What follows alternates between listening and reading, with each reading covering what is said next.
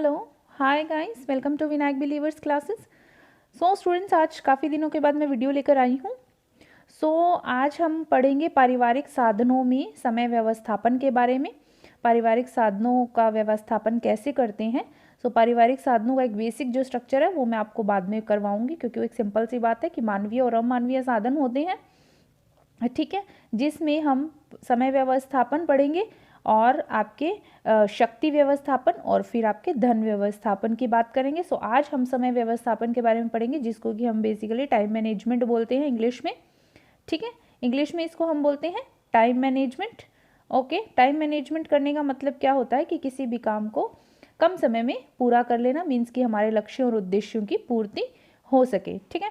मानव जीवन में हम सिंपल सी बात करें अगर, तो देखिए मानव जीवन में हम सब के लिए जो है, हम मानव जीवन की बात कर रहे हैं तो सब के लिए क्या है, समय का बहुत अधिक महत्व है, बहुत महत्वपूर्ण है टाइम, क्योंकि समय अगर एक बार निकल जाए तो वो वापस नहीं आ सकता। इसीलिए हमने जिस भी काम को जिस भी समय पर जितने भी टाइम में पूरा करना है उसको उस समय पर हमें कर लेना चाहिए, और सही समय पर अपने लक्ष्यों और उद्देश्यों की प्राप्ति करना ही बेसिकली समय व्यवस्थापन होता है। ऐसा नहीं होना चाहिए कि आप आज का काम कल पर टाल रहे हैं, कल का परसों पर टाल रहे हैं, आप डिले करते जा रहे हैं, ऐसा काम डिले करते जा रहे हैं जो आपको अपने समय पर पूरा करना ज़रूरी है। वो एक अच्छा टाइम मैनेजमेंट नहीं माना जाता। तो हमें अपने कामों को प्रेफरेंस देते हुए टाइम मैनेजमेंट करना चाहिए कि कौन सा काम हमारे लिए पहले ज़रूरी है, कौन सा बाद में ज़रूरी है, उसको किस टाइम पर करना है। जिस टाइम पर करना है उसी टाइम पर उस काम को किया जाए। वो होता है बेसिकली समय जो है, समय व्यवस्थापन। ओके, अगर हम इसकी जो डेफिनेशन है उसकी बात करें तो उसमें देखिए परिभाषा क्या कहती है, न्यूनतम समय में अधिकतम कार्यों को गुणवत्तापूर्वक, ठीक है, संपन्न करना ताकि व्यक्तिगत एवं पारिवारिक लक्ष्यों की प्राप्ति की जा सके। हमने कोई भी कार्य सोच लिया, उसको करना है, उस कार्य को पूरा करना हमारा क्या है, लक्ष्य, हमारा उद्देश्य, ठीक है, और उस कार्य को गुणवत्तापूर्वक करना और कम समय में करना, ठीक है, कम समय में अधिक से अधिक कार्यों को क्वालिटेटिव तरीके से करना ही क्या है, आपका टाइम मैनेजमेंट और व्यक्तिगत व पारिवारिक लक्ष्यों की जिससे कि प्राप्ति हो सके, वो होता है समय व्यवस्थापन। क्योंकि एक प्रोवर्ब है जो कि क्या कहती है कि time and tides waits for none, ठीक है, टाइम एंड टाइड्स, ये एक प्रोवर्ब है, इंग्लिश प्रोवर्ब है, बहुत फेमस प्रोवर्ब है, ठीक है, time and tides waits for none. इसका मतलब ये है कि समय और ज्वार भाटा किसी का भी इंतज़ार नहीं करता, ठीक है। तो ये एक है कि जो भी काम करना है आपको टाइम पर करना है, क्योंकि समय भी किसी का इंतज़ार नहीं करता, ठीक है। चलिए नेक्स्ट हम देखते हैं इसके अंदर समय का जो आकलन है वो कैसे करते हैं। समय आकलन की बात करें तो समय आकलन में देखिए क्या होता है, मनोवैज्ञानिक समय है, दूसरा आता है जैविक समय, और तीसरा आपके इसमें आ जाता है समय चक्र। अगर हम मनोवैज्ञानिक समय की बात करें, अगर समय को हम मनोवैज्ञानिक तरीके से इसका आकलन करें तो इसमें आपके क्या आएगा, यह अनुभव मात्र है, बिल्कुल। अगर मनोवैज्ञानिक तरीके की बात करें तो हम इसको सिर्फ महसूस कर सकते हैं, हम सिर्फ इसको फील कर सकते हैं। समय बीतने का सिर्फ हम क्या कर सकते हैं, एहसास कर सकते हैं कि समय बीतता जा रहा है, हम सिर्फ ये महसूस कर सकते हैं, ये अनुभव मात्र है कि हमें एहसास होता रहता है ना कि समय बीत रहा है, ठीक है। यह एहसास निर्धारित समय में कार्य करने की मात्रा से होता है, मीन्स कि हमने कोई कार्य करना है, हमने निर्धारित किया कि हमें इस समय पर करना है, और हमें वो समय महसूस होता रहता है कि हमारा समय निकल रहा है, हमें इस समय में अपना काम करना है, इस समय में हमें अपना काम करना था और हम नहीं कर रहे हैं, तो हम वो चीज़ महसूस कर रहे हैं कि हमारा जो समय है वो निकलता जा रहा है, एहसास होता है हमें उस चीज़ का। जैसे अगर कोई व्यक्ति, एक एग्जाम्पल दे देती हूँ, अगर कोई व्यक्ति है, कम समय में उसको ज़्यादा काम निपटाने हैं, कार्य करने हैं अपने, तो उसको क्या लगेगा कि उसका टाइम जल्दी जल्दी बीतता जा रहा है, ठीक है। और जैसे एक सिंपल है कि जब हम एग्ज़ाम हॉल में बैठते हैं तो हमारे पास 3 आवर्स का टाइम होता है, तो एग्ज़ाम हॉल्स में जब हम अपना पेपर स्टार्ट करते हैं तो हमें बार बार घड़ी की तरफ ध्यान जाता है और हमें ऐसा लगता है कि हमारा टाइम फटाफट निकल रहा है। वो हम अनुभव कर रहे हैं। ठीक है। और उस वक्त जो है समय निकलता जाता है तो हमें इस चीज़ का आभास तक उसे नहीं होता कि ठीक जो आपके इसके ठीक विपरीत यदि कोई व्यक्ति इंतजार करता है किसी का, जब हॉल में बैठे हैं तब हमें समय बीतता जा रहा है, हमें एहसास भी नहीं होता कि समय कैसे बीतता जा रहा है, जल्दी जल्दी जल्दी हमें लगता है पंख लगाकर समय उड़ रहा है। उसी के ऑपोजिट अगर हम किसी का वेट कर रहे हैं, हम 5-10 मिनट भी वेट करेंगे तो हमें वो बहुत ज़्यादा लगेगा, हम महसूस करते हैं उस चीज़ को। सो मनोवैज्ञानिक समय क्या है? अनुभव मात्र है। ठीक है। जैविक समय की बात करें तो जैविक समय जो है इसमें शरीर स्वयं क्रिया करने लगता है, जैसे कि प्रातः होते ही नींद खुलना। जैसे सुबह होती है तो ऑटोमेटिकली हमारी नींद खुल जाती है, तो हमें जो है वो हमारा ऑटोमेटिकली जो शरीर है वो क्रिया करना शुरू कर देता है। मीन्स अपने आप हमारी नींद खुल जाती है, क्योंकि अब वो तब सुबह हो चुकी होती है। खाने का समय होते ही भूख लगना, बिल्कुल ये बात सही है। जैसे ही लंच टाइम होगा, 12 o'clock होंगे, 1 o'clock होगा, 2 o'clock होंगे, ऑटोमेटिकली हमें भूख लगना शुरू हो जाती है, क्योंकि हमारा जो शरीर है या वो क्रिया करना शुरू कर देता है उसके अकॉर्डिंग। ठीक है, बायोलॉजिकल टाइम ये होता है। उसके अलावा देखिए थर्ड में आता है जैविक, उसके अलावा हम बात करते हैं समय आकलन में थर्ड आता है आपके समय वक्र। समय वक्र में आता है इसका संबंध पृथ्वी व सूर्य से है। प्रत्येक व्यक्ति के पास दिन में 24 घंटे होते हैं। समय वक्र से कैसे है? हर व्यक्ति के पास 24 आवर्स होते हैं एक दिन में। ऐसा तो नहीं है कि आपके पास 48 आवर्स है, मेरे पास 24 आवर्स हैं। हर व्यक्ति के लिए एक दिन में 24 घंटे मिलते हैं। निर्धारित समय में व्यक्ति को उस 24 घंटे के अंदर ही हर व्यक्ति को अपने कार्य को समय पर करना होता है। जैसे कि दिन होता है, रात होती है, सर्दी है, गर्मी है, हर चीज़ का एक टाइम है, तो उस 24 घंटे के अंदर हर काम करना होता है। मीन्स 12 घंटे का दिन, 12 घंटे की रात। सो ये क्या एक निर्धारित समय है। सो हर व्यक्ति के पास क्या होते हैं? 24 घंटे होते हैं।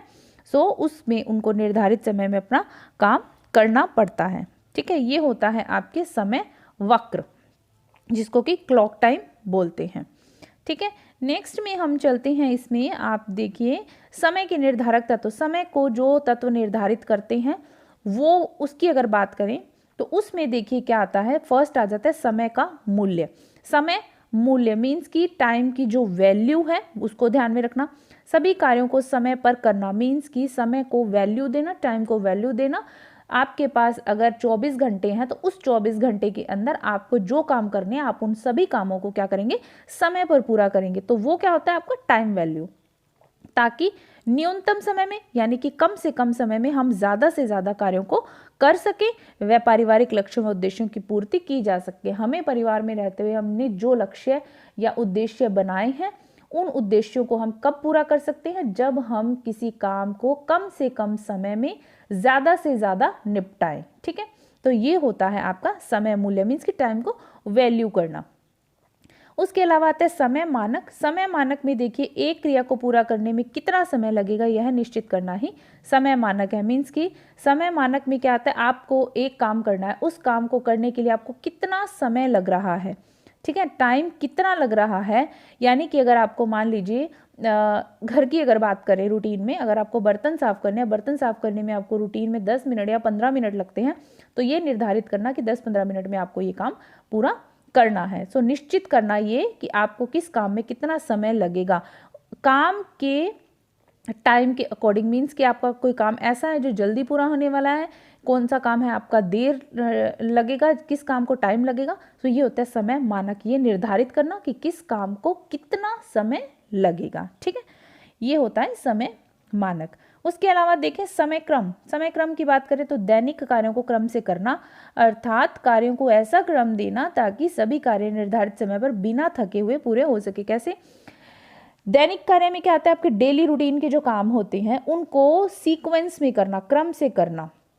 ठीक है, इस तरीके से करना, उनको इस तरह का क्रम देना कि जो आपने जो भी कार्य है उसको जितना भी निर्धारित समय दिया गया है उसमें आप बिना थके, ठीक है, और बिना परेशान हुए उसको पूरा कर सकें। ये आपके हो जाता है समय आपके क्रम। ठीक है, समय क्रम की बात हो रही है, यानी कि सिंपल सी बात है कि किसी भी कार्य को क्रम से करना। आपका डेली का जो रूटीन है, सुबह उठकर जो भी आपका रूटीन होता है उसको आपको क्या करना? रूटीन से करना और क्रम में करना, ताकि आपका काम समय पर पूरा हो और बिना थके पूरा हो बिना आपको स्ट्रेस के साथ पूरा हो। ठीक है, नेक्स्ट आ जाता है आपके अतिरिक्त कार्यभार। एक निश्चित समय में एक से अधिक कार्यों को संपन्न करना, मीन्स कि आपने एक टाइम डिसाइड कर लिया कि आपको 1 से 2 घंटे हैं आपके पास, इस काम के अंदर टाइम के अंदर आपको ये काम पूरे करने हैं।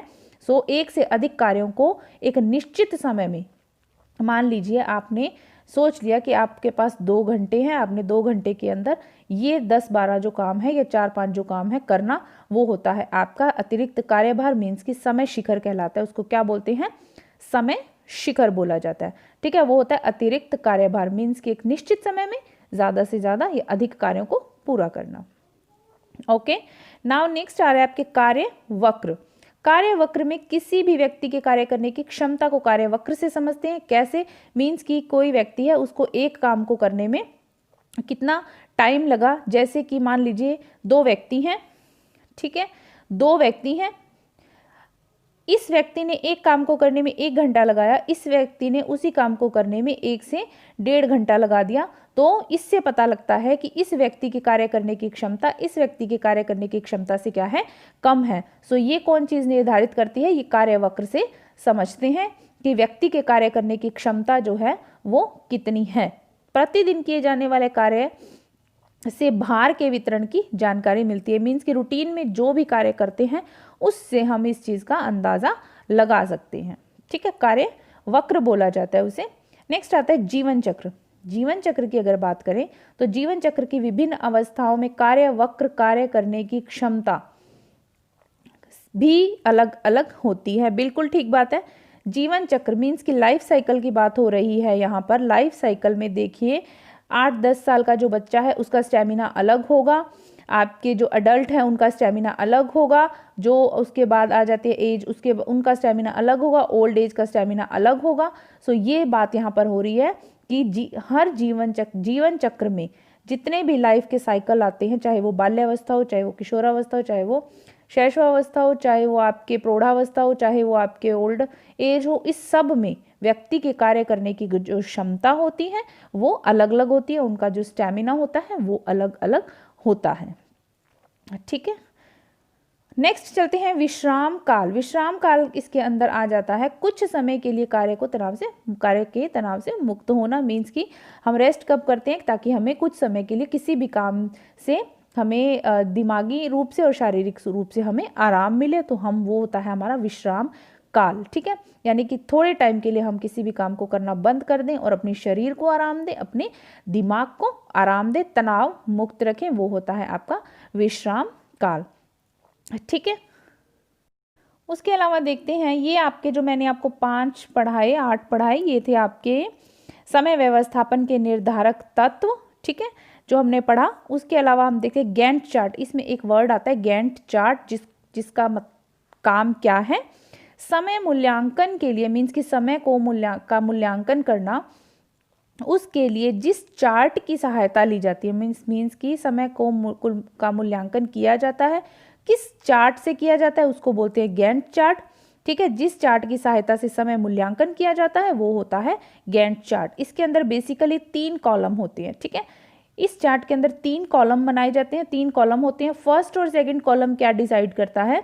योजना का विस्तृत रूप, मीन्स कि आपने कोई भी काम करना है उसके लिए अपनी जो टाइम मैनेजमेंट कर रहे हो उसने आपने क्या प्लान किया है। ठीक है, योजना जो भी आपने बनाई है उसका विस्तृत रूप होता है, मीन्स कि कामों की जानकारी होती है, कौन सा काम कितने कितने टाइम में करना होता है। ठीक है, थर्ड जो चार्ट आपका आता है थर्ड कॉलम जो आता है वो होता है समय मूल्यांकन का, मीन्स उसमें क्या कहते हैं? मूल्यांकन किया जाता है। और आपके फोर्थ जो आता है आपके कॉलम, उसके अंदर अनियोजित कार्यों की डिटेल होती है। जैसे अनियोजित कार्य मीन्स ऐसे काम जिनको हम पहले प्लान नहीं करते हैं लेकिन फिर भी हम उसको अपने दूसरे कामों के बीच बीच में करते रहते हैं। जैसे हम चलते फिरते हमने कोई काम डिसाइड किया, हमें ये काम करना है किचन में, हम इतनी देर में कर रहे हैं, सो हम चलते फिरते क्या कर रहे हैं? साथ में उसी के साथ में हमने बिस्तर लपेट दिया, उसी के साथ में हमने अगर कपड़े लपेट दिए, कपड़े फोल्ड कर दिए। सो ये क्या हो जाता है? अनियोजित कार्य, मीन्स कि जिनको पहले से प्लान नहीं किया जाता लेकिन फिर भी हम उन कार्यों को करते हैं। तो इस तरह से इस चार्ट के अंदर क्या किया जाता है? 3 कॉलम बनाए जाते हैं। ठीक है, जिसमें फर्स्ट और सेकंड कॉलम योजना का विस्तृत रूप, थर्ड कॉलम मूल्यांकन का और फोर्थ कॉलम आप किया जाता है अनियोजित कार्य होते हैं उसमें। ठीक है, सो ये था आपके समय व्यवस्थापन। सो स्टूडेंट्स, आई होप आपको मेरा वीडियो अच्छा लगा होगा। लाइक शेयर सब्सक्राइब करना नहीं भूलिएगा अगर मेरा वीडियो अच्छा लगा हो तो। और आई होप आपको ये हेल्प करेगा आपके एग्जाम में। अच्छा टॉपिक है, समझने वाला टॉपिक है और इजी टॉपिक है, कोई प्रॉब्लम नहीं है। और इसी के बारे में हम थोड़ा कल और पढ़ेंगे और नेक्स्ट हम पढ़ेंगे इसके साथ ही शक्ति व्यवस्थापन कैसे किया जाता है। ठीक है, so thank you so much for watching my video. बने रहिए मेरे साथ और पढ़ते रहिए। God bless you all, bye.